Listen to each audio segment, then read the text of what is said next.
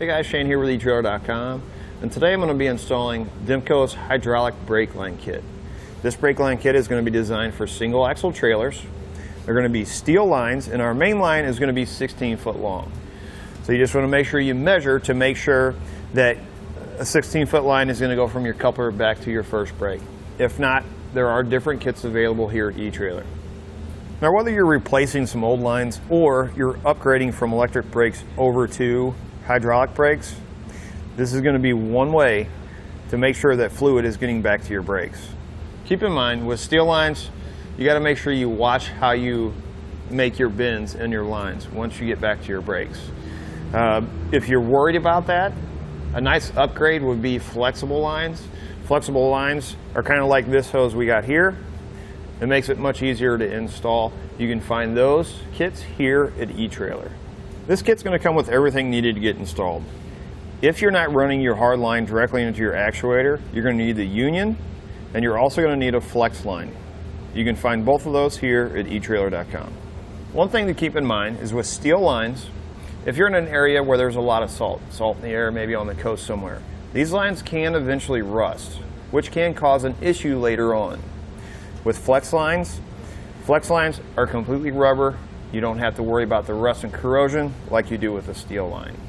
Overall, the installation for the steel lines is going to be pretty straightforward, and they will work great for getting your fluid back to your brakes so you have the proper braking needed.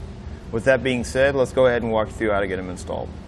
Before we start our installation on the new lines, I kind of want to go over a little bit of what was going on with this trailer. We installed a new actuator and we installed new brakes, but I found that the lines were blocked. The customer that had this didn't have an actuator on it, but the trailer itself had a hydraulic line on it.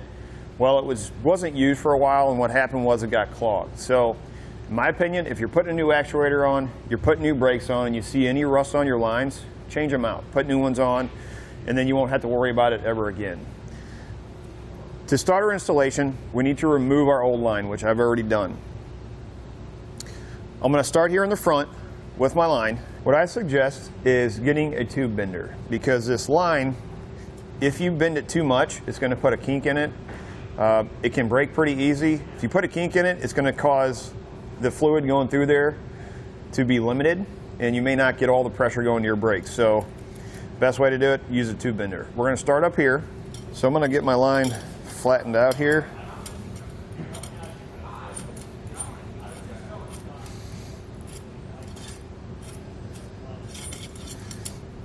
It's going to come rolled up like this, so just take your time. What I'm going to do before I get it all the way flattened out, I'm going to start feeding it through here, through my the factory attachment points, and then we'll just work it all the way to the back as we're bending it. Now, if you're installing this and your boat doesn't have hydraulic brakes, but you're switching over to it, it's not going to have any factory points like this to run your line through. Take some hose clamps. It's going to come with a few, but take some hose clamps, and you can take a self-tapper and go right through the frame just to hold your line in place. You don't want that line to be free to where it's going to bounce around. Well, I found that my hard line that I'm putting in is a little bit longer than the factory, so I'm not going to be able to use this bracket. It actually comes with a new one, so what I'm going to do is I'm going to take my flex line, I'm going to kind of test fit it to find out where I need to mount it. Your kit's going to come with self-tapping screws to get this installed on the frame. Now I'm just going to take a marker and mark me a line on here. And we can take our hoses back off so we don't damage them while we're putting our self-tapper in.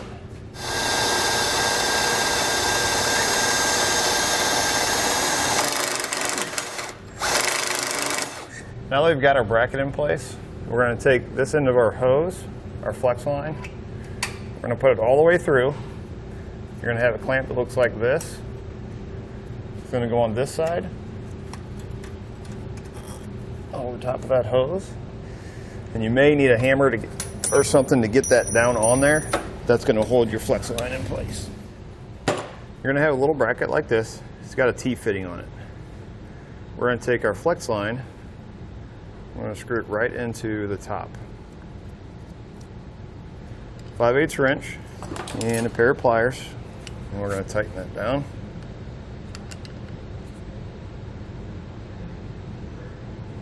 We're going to have a short line like this.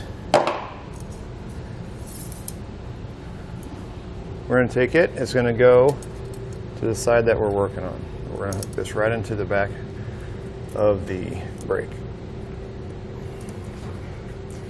For these fittings, I would suggest using a line wrench to get them tightened down. Line wrench is going to look like this. You can see how the end is kind of closed, not like a normal wrench where it comes straight out. This is going to help stay on that fitting much better. And this is going to take a 3/8.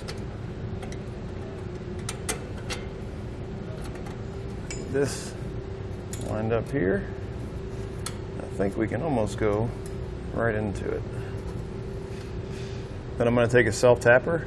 I'm going to mount that bracket right there, and we can run our line from here over to the other brake. You can see I've already got my line ran across. It's going to come with these clamps to hold your line in place. I've got 3 of them in. I want to put one more here, and then once you get your line and these secured in place, you can go ahead and bend your line and connect it to your passenger side brake. These self-tappers tend to break off once they heat up, so what I suggest doing is take a small drill bit, make sure it's smaller than the tapper itself, and drill a hole for it first, and your tapper should go in pretty easily.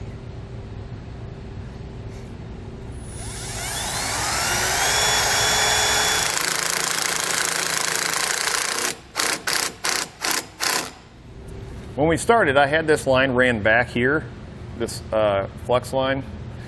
But because this line was a little bit longer, I just ran it where the factory line was, ran it through this bracket, and then through this one where the original connection was.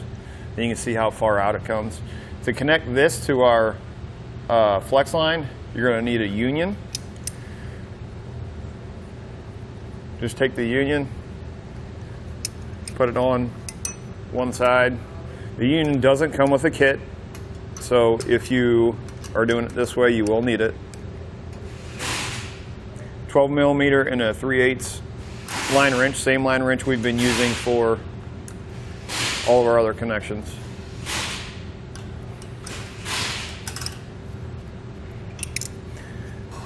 Again, take our flex line, put it in the same way.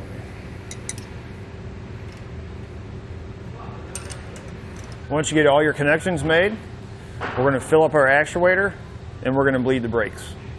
Might be a good idea to have a second set of hands so that you can check all your lines as you're pushing fluid through it to make sure all your connections are tight, get any air out of the lines that may be left in there. Now with someone pumping the actuator, again, make sure you got fluid in. We're going to twist this fitting until we get fluid to come out of it. Go ahead. All right. See, we got fluid, we got clear line, no air bubbles. We'll close it back up and move to the next one. Once you've bled your brakes, you've checked all of your fittings for any leaks, you're ready to go. That's going to do it for a look at and installation on Dimco's hydraulic brake line kit for drum brakes.